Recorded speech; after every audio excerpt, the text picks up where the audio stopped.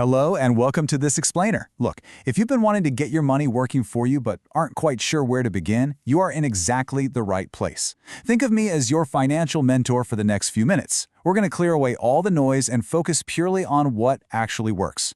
Okay, let's dive into this and look at the absolute best mutual funds for beginners in 2026, specifically chosen for safe, long-term growth.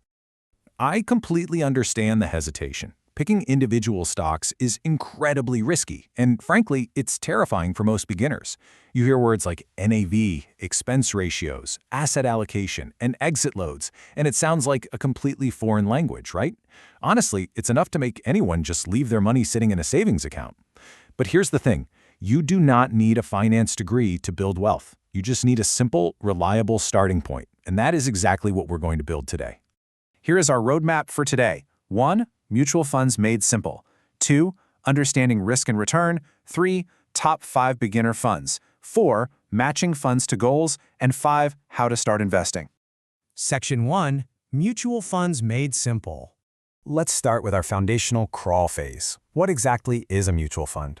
Simply put, it's a massive pool of money collected from thousands of everyday people just like you. Instead of you trying to figure out which stocks or bonds to buy, a professional expert, a fund manager, takes that pooled money and invests it for you. You aren't doing the hard work yourself. And crucially, in India, this entire process is strictly regulated by SEBI, the Securities and Exchange Board of India. It's safe, it's transparent, and you are not in it alone. And this brilliantly illustrates the magic of how you actually invest in them. The SIP, or Systematic Investment Plan. You do not need a massive lump sum of cash to get started. An SIP allows you to invest a tiny, fixed amount.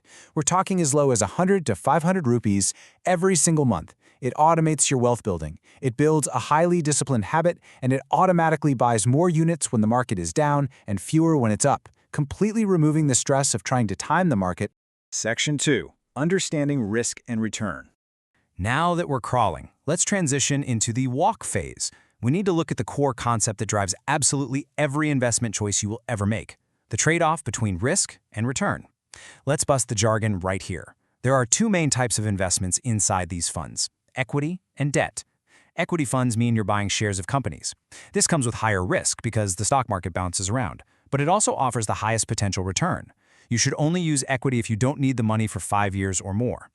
Debt funds, on the other hand, mean you're lending money to the government or highly rated companies.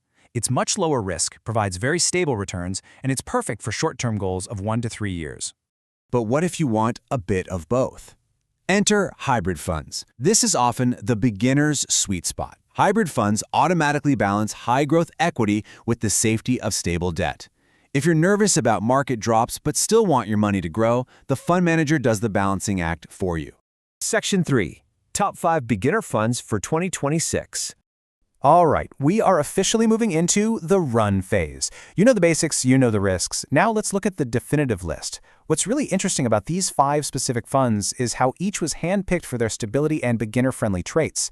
We aren't looking at wild speculative funds here. We're looking at UTI Nifty 50 for indexing, ICICI Prudential for large cap stability, HDFC for a hybrid balance, Park for flexible diversification, and SBI Magnum Gilt for ultimate debt safety. Let's break these down so you understand exactly why they made the list. First are pure equity plays. The UTI Nifty 50 is an index fund. It doesn't try to beat the market, it just passively copies the top 50 companies in India, which means the fees are incredibly low. Then we have the ICICI Pru Blue Chip Fund. Notice the term AUM here, asset under management. It sits at a massive 76,297 crores. That jargon simply means millions of investors trust this fund with a lot of money because it buys stable, giant companies, and its expense ratio is just 0.72%. The expense ratio is literally just the tiny annual fee deducted by the fund manager for doing all the hard work for you. Next, we look at funds that take the decision-making pressure completely off your shoulders. The HDFC Balanced Advantage Fund shifts your money between stocks and bonds automatically depending on market conditions. The Parag FlexiCap Fund spreads your money across small, medium, and large companies and even adds some global stocks for incredibly smooth growth. And finally, if you are absolutely terrified of losing a single rupee, the SBI Magnum Gilt Fund invests only in government securities. It is as safe as a mutual fund can possibly get. Section 4. Matching funds to goals. So the crucial point is the simple rule of 3 framework. It completely prevents choice paralysis and tells you exactly where to start. If you need this money for a car down payment in 2 years, that's a safe goal. You match the 1 to 3 year timeline with the SBI Magnum Gilt. If you're saving for something 3 to 5 years away, go moderate with the HDFC Balance Advantage. But if you're saving for retirement or a goal that is 5, 10, or 20 years away, you want high growth. That's when you choose the UTI Nifty 50, the ICICI Pru, or the Parag Park Fund. Match the timeline, pick the fund. It really is that simple. Section 5. How to start investing. When you go to buy, you'll see 2 options: direct plans and regular plans. A direct plan means you buy straight from the fund house or through a digital app. There are no middlemen commissions, which means slightly higher returns for you over the long run. A regular plan means you buy through a financial advisor or your bank. You pay a slightly higher expense ratio to cover their commission, but in exchange, you get expert handholding and advice. Neither is wrong. Direct is cheaper if you're comfortable clicking the buttons yourself. Regular is fantastic if you want a professional guiding your portfolio. Here are the 3 physical steps you need to take right now. First, complete your online KYC, Know Your Customer. It's mandatory, sure, but it's totally digital, incredibly quick, and it keeps your money legally safe. You just need your PAN, Aadhaar, and a bank account. Second, choose your platform.